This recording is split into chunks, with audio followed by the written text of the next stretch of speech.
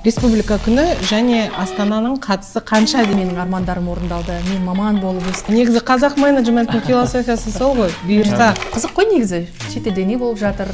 Тәжірибе, әлем бір орында тұрмайды, өзгеріп жатыр. Я принял решение, я возвращаюсь в Казахстан. 25, 2, 5, 7 қазақ Ой, үшін киелі сан. Вот эти праздники, они имеют очень большой смысл для Казахстана. Сол кезде бірден түсіндім, жоқ, мен Қазақстанда өмір сүргім келеді. После жизни в Европе мне жизнь в Астане показалась намного более интересной и качественной. Астана менің жүрегімде ерекше орын алатын қала.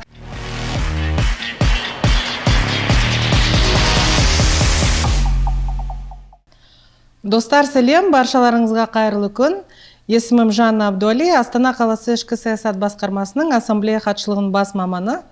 Бүгінгі күні біз Астана қаласы Қазақстан халқы ассамблеясының бірлік ток атты подкастын бастаймыз. Бірінші кезекте студияда қонақтарымызбен таныстыра кетейін. Көрерменнің көзайымына айналған Қазақстан телеарнасының Таң Шолпан таңғы эфирінің тұрақты жүргізушісі Алла Гаврина ханым. Қош келдіңіз, Алла. Екінші қонағымыз Қазақстан халқы ассамблеясының Астаналық Хазар Әзербайжан этномәдени бірлестігінің жастар қанатының жетекшісі Ислам Байрамов мырза. Ислам мырза, қош келдіңіз. Рахмет, қайырлы таң. Қалдарыңыз қалай, көңіл күйлеріңіз қалай? Тамаша, сізде ше? Рахмет, үлкен рахмет шақырғаныңыз үшін. Өте тамаша. Я думаю, сегодняшний диалог наш будет очень интересным. Интересно поговорить на тему, которую вы сегодня предлагаете. 25 қазан басқа елдерге жай ғана бір күн болуы мүмкін, иә. Бірақ бізге, Қазақстан халқына бұл ерекше мейрам. Кішкене тарихқа үңілетін болсақ, 1990 жылы өздеріңізге белгілі болғанда 25 қазан күні осы Қазақстан халқының басшысы тәуелсіздік декларациясына қол қойылды. Араға бір жыл салып, біз тәуелсіздігімізді жариялап, осында егеменді мемлекет аталдық. Көптеген жылдар бойы республика күні аталып, 2009 жылдан тарих тұңғиығына кетіп, кішкене ұмыт болды. Бірақ өздеріңізге мәлім болғанда 2022 жылы мемлекет басшысы Қасым-Жомарт Кемелевич Тоқаев бұл мейрамды қайтадан жаңғыртып, мейрамның мәртебесін көтеріп, ұлттық мейрам деп сондай бекітіп, өйстіп бізге, Қазақстан халқына тағы да бір демалыс күнін сыйлады. Иә, рас. Күшті, тағы қазақ еліне плюс бір демалыс. Осы әр адам, көптеген адамдар, мысалы, Қазақстан ұлттық мейрамы деген деңгейді қазір онша бұлай әсерлі түрде сезінбейтін сияқты, иә? Мысалы, біздің батысқа қарайтын болсақ, ақш-та 4 шілде американдықтардың тәуелсіздік күні, оларға нандай айтатындай, ауыз толтырып айтатындай мейрам, иә? Сіздерде әрдайым, мысалы, бұлай өнер саласындағы адамдармен терезелеріңіз тең болып, теңестіп жүрген кезде де байқайтын шығарсыздар. Көптеген осы ақш-тың әншілерінің өлеңдері бәрі сол тәуелсіздік күніне арналған. Мысалы, Францияда да Франция күні деген мейрам бар. 14 шілде күні, мен шетел филологиясында оқыған адамын, сондықтан біз білдік қой, кімді шақыру керек Америка Құрама Штаттарында да, Францияда да дүркіретіп той жасайды кәдімгі республика күнінде.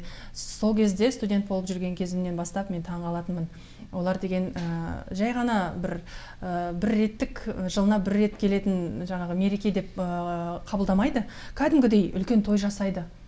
Әсіресе мына 14 шілде күні, мысалы, кәдімгідей француздықтардың қалай атап өтетін көрген кезде таң қалатынмын. Қазір шүкір бізде де осындай мереке бар.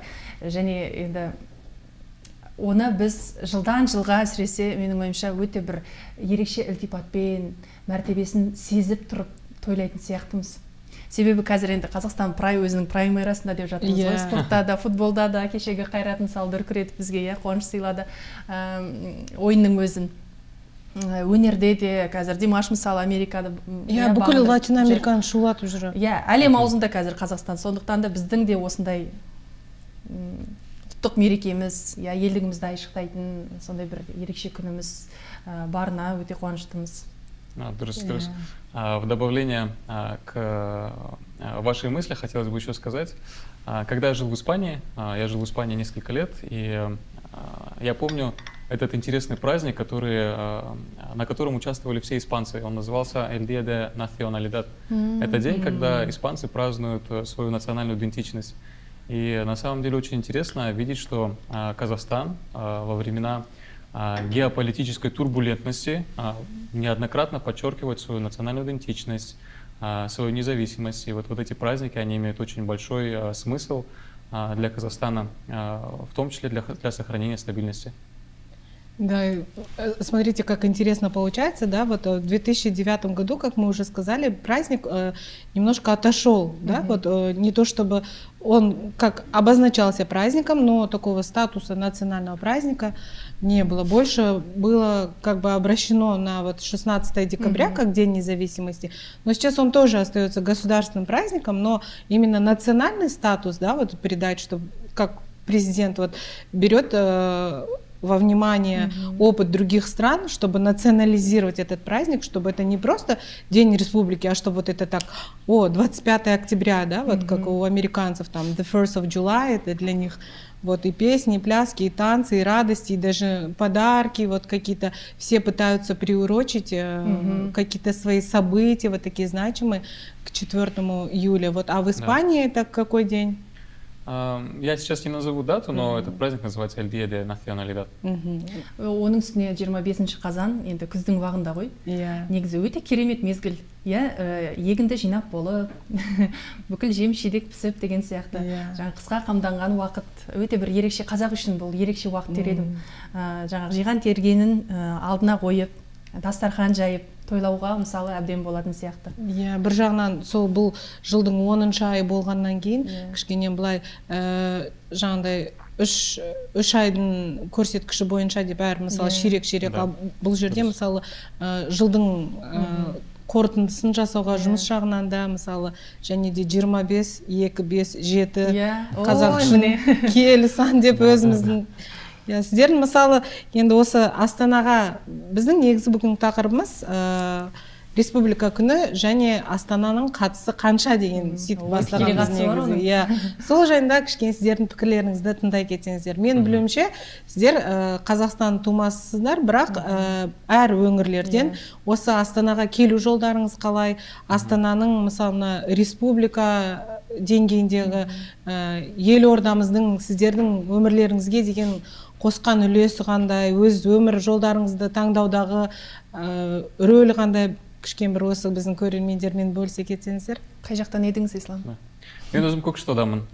Көкшетауда туып өстім, мектепті Көкшетауда бітірдім, университетімді, оқу жолымды Көкшетауда бастадым. Я закончил школу, бакалавриат в Кокшетау. И после того, как я окончил, передо мной встал выбор, где я хочу работать. И свое направление я решил выбрать после университета. Это работа непосредственно связанная с государством. И я начал свой трудовой путь официальный в партии Аманат, тогда называлась Нур-Отан. Начинал простым консультантом, значит, в молодежном крыле, а потом после чего в течение нескольких лет получал несколько повышений и вот дошел до того, что вот я был секретарем депутатской фракции Акмолинского областного маслихата. И вот после этого переехал в Испанию, и в Испании жил несколько лет, закончил магистратуру, работал в международной фирме. Это была швейцарская фирма. У нее были представительства в 17 странах. Это была очень интересная атмосфера, очень интересная подача, очень много международных квалифицированных специалистов. Со мной за одним столом сидели выпускники с Кембриджа, с Оксфорда, Гарварда. То есть это была такая очень интересная международная атмосфера. И вот, пользуясь своим опытом, пользуясь своим бэкграундом, передо мной встал вопрос: Ислам, вот ты получил магистратуру в Испании, ты получил международный опыт, о котором долго мечтал. Что дальше? Чего ты хочешь дальше? И вот тогда я решил для себя, что вот моя страна, моя родина — это Казахстан. Мои родители... Сколько лет вам когда было? Это было 3 года назад. Это было 3 года назад. Передо мной стал вот этот вопрос. И вот представьте, вот тогда, в течение нескольких минут, анализируя, это решение пришло ко мне очень быстро. Я принял решение, я возвращаюсь в Казахстан. Я вернулся в Казахстан, и да, я вернулся в Казахстан целенаправленно, потому что не хотелось бы растрачивать и рассеивать тот накопленный опыт и потенциал, который у меня есть. И хотелось бы, конечно же, всегда быть ближе к своим родным, родственникам, близким, друзьям, с которыми вместе выросли. И вот, поставив все это на чашу весов, я вернулся в Казахстан. Конечно, передо мной стоит выбор: ислам. Чем ты хочешь заниматься дальше в Казахстане? И вот, выбирая город, я не торопился. Я вернулся в Кокшетау, и ровно месяц я путешествовал. Я был в Алмате, в Астане, в Кокшетау, ездил по Акмолинской области. Не сидел на одном месте, грубо говоря. И получал различные предложения о работе, о сотрудничестве и так далее. И вот, когда я приехал в Астану, здесь я познакомился со своими земляками, с азербайджанцами. И в Астане увидел, насколько у нас сейчас идет хороший рост. Я сейчас, быть может, где-то прозвучит пафосно, но после жизни в Европе мне жизнь в Астане показалась намного более интересной и качественной в плане работы, в плане нетворкинга, в плане общения, в плане построения будущей жизни. И вот свой жизненный путь решил продолжать в городе Астана. Здесь я уже около 2 лет. За эти 2 года, 2,5 даже уже года, за эти 2,5 года я стал председателем молодежного крыла азербайджанского этнокультурного объединения города Астана, Хазар. Мне эта работа очень интересна. Мне интересно работать с нашим этнокультурным объединением, курировать работу, сотрудничать с Ассамблеей народа Казахстана. И параллельно также я выстраиваю бизнес. Здесь совсем недавно я открыл кафе, ресторан. Если смотреть... Барамс. Обязательно. Жанна Болдужи. Да, Жанна Болда. И вот, чтобы не превращать монолог, я подытожу свою мысль.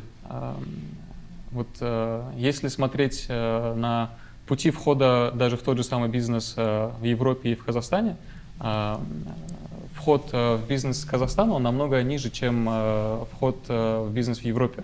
А намного удобнее, очень много хороших механизмов создано. И вот, мне кажется, вот это и было самым таким одним из решающих факторов, что вот создаются условия равные для всех. Да, быть может, есть какие-то определенные сложности, но, безусловно, намного легче уровень входа в бизнесы здесь, в Казахстане, в Центральной Азии, чем нежели в той же самой Европе или Штатах. Яғни осы республикалық деңгейдегі қалада кез келген бастама өзінің орнын табады деп сенеміз, иә.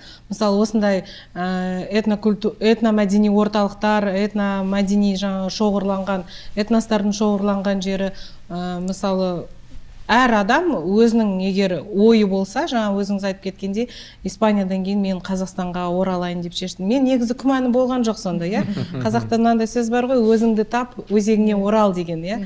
Сол айландырып, бағана Қорқыт ата жер ұйғын тапқан сияқты, сізді Европаны аралап, шарылап, сол жинаған тәжірибеңізбен Қазақстанға қайтып келіп, яғни осы мемлекеттің, Астананың сізге берер мол екендігіне сеніміңіз, кепіліңіз болған, иә. Пауло Коэльоның кітабында жазған мактуб, бұйырғаны. Бізге бұйырғаны Қазақстанға оралып, осы жұмысымызды... Қазақ баяғыдан айтып кеткен ғой, бұйырғаны деп. Да, бұйырғаны, бізге бұйырғаны Қазақстанға оралып, жұмысымызды, өмірімізді осында ары қарай дамыту. Негізі қазақ менеджменттің философиясы сол ғой, бұйырса. Бұйырғаны. Тамаша тәжірибеңізбен бөліскенге рахмет.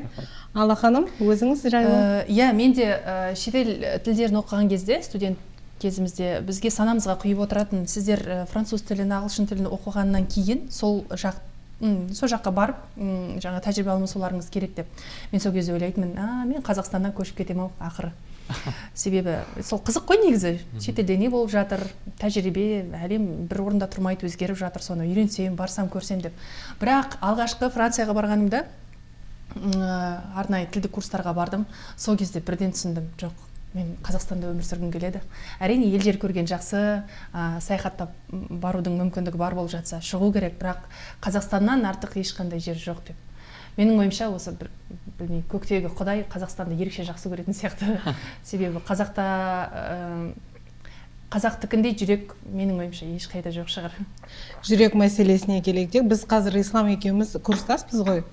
Этносаясаттану кафедрасының магистрантымыз осында Астана қаласында Гумилев университетінде. Ол осы Қазақстан халқы ассамблеясының бағыттауымен ашылған кафедран Қазақстан бірден бір білім ошағы сондай. Қазіргі күні біз геосаяси ұстанымдар пәнін өтіп жатырмыз. Сол жерде жаңа жүрек дегеннен есіме түсіп жатыр ғой. Британ геосаясатшысы 20 ғасырдың басында осы Британ геосаясатының өзегін қалаушылардың бірі Хелфорд Маккиндер деген кісі Хартланд деген өзінің осындай деректеме жұмысын жасаған екен. Зерттеп жаңа география мен саясатты біріктіріп, сонда осы Евразия кеңістігіндегі Хартланд ол бұрынғы Кеңес одағының шекаралары. Ал оның дәл ортасы осы қазіргі Қазақстан, біздің Қазақстан екен қазіргі ашып қарайтын болсақ. Соны 20 ғасырдың басында зерттеп тастаған ғой. Баяғыда белгілі нәрсе екен ғой. Долорес Борисовна, үлкен рахмет осы білімді бізге беру үшін. Және жүрек демекші, жаңағы жүрек деп жатырмыз ғой. Қазақстанның жүрегі Астана ғой. Астана. Ағзада қалай? Жүректен бәрі, жүрек жақсы соқса, демек басқа жаңағы ағза бәрі сау деген сөз ғой. Бізде де солай. Астана еліміздің жүрегі, барлық процесс осы жерде басқа өңірлерге тарайды. Және мен кезінде 10 жыл бұрын осы Астанаға көшіп келгеніме қатты бақыттымын. Сіздің де мерейтойыңыз екен ғой. 2026-та болады негізі. Енді болып қалды ғой. Себебі Астанада менің армандарым орындалды. Мен маман болып өстім, дамыдым, әлі де дамып жатырмын. Алдымнан небір мүмкіндіктер ашылып жатыр. Енді жастардың қаласы деп жатады.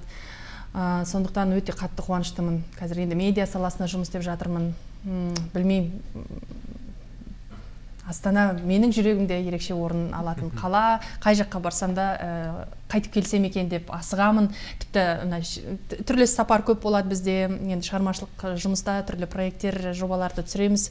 Қайтып келген кезде енді траптан енді түсіп, жаңа кең даламыздың саф таза ауасын тыныстаған кезінде деп кәдімгідей шүкір деп қайтам.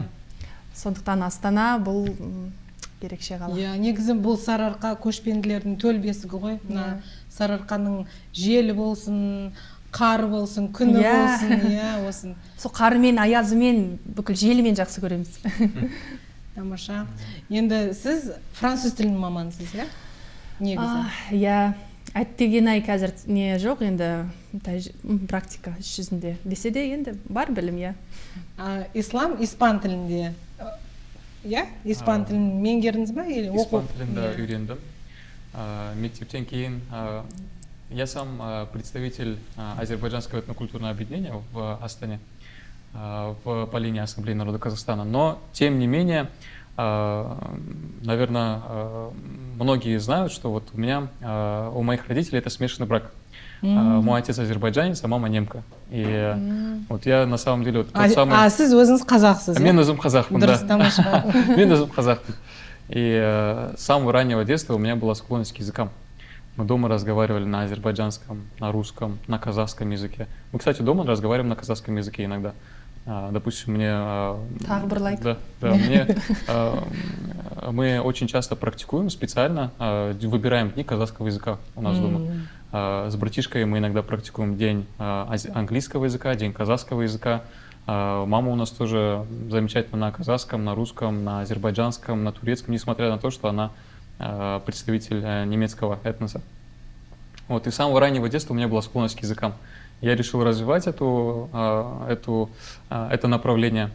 И вот с детства я разговариваю на русском, на казахском, благодаря своим тренерам, которые видели мой потенциал, разговаривали со мной на казахском языке. Ислам, кстати, обладатель черного пояса по тайквондо, да? По карате. Олимпийского вида, да. Да, олимпийского вида. Да, рахмет большой, рахмет. Русский, казахский, азербайджанский, турецкий, это все с детства. И вот приобретенные языки — это английский и испанский. Отлично. Полиглот, Өте сондай қызықты подкаст болып жатыр. Тағы да енді мына бізді тамашалап отырған көрермендерге осы тоғыз ауыз сөздің тобықтай түйіні деп әр тілде республика күнімен құттықтау жолдасақ. Енді республика күні ғой, қазақша айтқан дұрыс шығар. Республика күні құтты болсын, мерейтой құтты болсын, ортақ мерекеміз. И я продолжу на международном языке. Happy Independence Day, Happy National Day, Happy Republican Day. И, наверное, тоже попробую сказать на азербайджанском. Müstakillik günümüz hayırlı ve mübarek olsun. Ну и на испанском? На испанском надо думать. Надо думать, переводить. Иә, тамаша. Тағы да бір айта кететін жай, республика күніне орай ассамблея жастарының бастауымен қала тұрғындары мен қонақтарының арасында республика күні сіз үшін мәніне маңызы қандай деген сауалнама жүргіздік. Соны бір шалып шықсақ. Не знаю, место силы. Гордость за страну. Единство. Гостеприимство. Бәріне сәлем, біз Астана қаласы ассамблея жастары өкілдеріміз және біз бүгін қала тұрғындарынан республика күніне орай опрос жүргізетін боламыз. Добрый день, мы представители ассамблеи жастары. Сегодня мы будем проводить блиц-опрос, посвященный Дню Республики Казахстан. Какого числа отмечается День Республики Казахстан? 25 октября. Правильно. Спасибо. Біздің еліміз 25 қазанда қандай мерекені атап өтеді? Республика күні? День республики. День Казахстана. Когда Казахстан стал независимым государством? 1991, 16 декабря. Все верно, вот ваш подарочек. Ой, спасибо вам. Спасибо, девочки. Какие слова ассоциируются у вас со словом республика? Во-первых, наша страна, наша национальность. Родное место. Родина. Патриотизм. Любовь. Единство. Гордость за страну. Мемлекет. Патриотизм. Казахстан, семья, Астана, Алматы. Алматы деймін. Казахстан. В каком году Казахстан провозгласил государственный суверенитет? В 1990 году Да, правильно. провозглашен казахстанский суверенитет. Вот ваш подарок. Вау! Ой, рахмет. Егер сіз Қазақстанды бір сөзбен сипаттай алсаңыз, ол қандай сөз болар еді? Наверное, единство. Гостеприимство. Многонациональная страна? Родное место. Не знаю, место силы. Свобода и символ независимости. Родина. Независимость. Свобода слова. Кто написал слова для гимна Казахстана?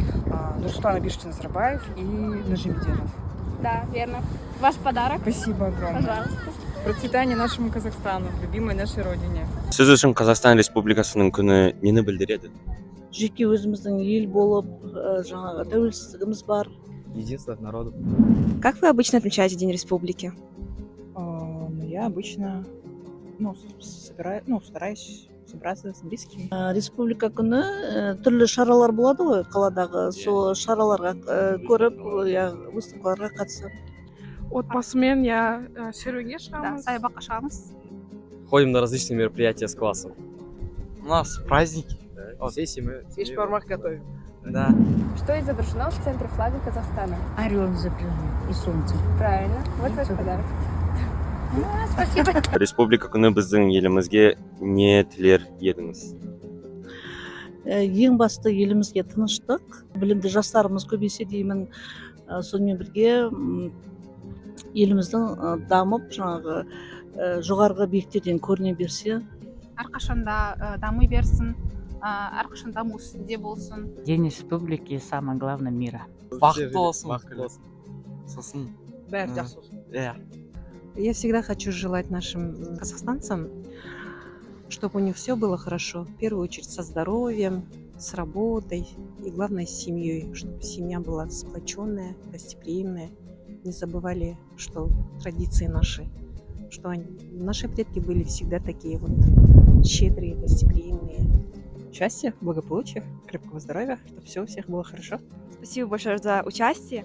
Вы ответили на все вопросы правильно, так что вот вам подарок от Ассамблеи народа Казахстана, от Ассамблеи Жастары. Вручаем вам подарок от Ассамблеи народа Казахстана и Ассамблеи Жастары. В преддверии праздника, пожалуйста, получите. біздің ассамблея атынан сізге кішкентай достық үйінің атынан сыйлық. Вот, от Ассамблеи жастары, от Ассамблеи народов Казахстана. Все, здоровья вам, счастья. Какое животное изображено на гербе Казахстана? На гербе Казахстана изображено 2 головы тулпара. Тулпар животное. Да, верно. Вот ваш подарок. Сіздерге де осы Астана тұрғыны ретінде, Қазақстан Республикасының тұрғыны ретінде осы келе жатқан мейрамымыз құтты болсын, әр істеріңізге береке берсін. Осындай өздеріңіздің мәдениеттеріңізді сақтап, біздің мемлекеттің дамуына, Астанамыздың дамуына қосып атқан үлестеріңіз көбейе берсін. Келгендеріңізге көп-көп рахмет. Тағы да студия қонағы болуларыңызды асыға күтеміз. Шақырғаныңыз үшін үлкен рахмет. Было очень интересно. Надеемся, что мы тоже какую-то свою интересную лепту добавили в этот подкаст.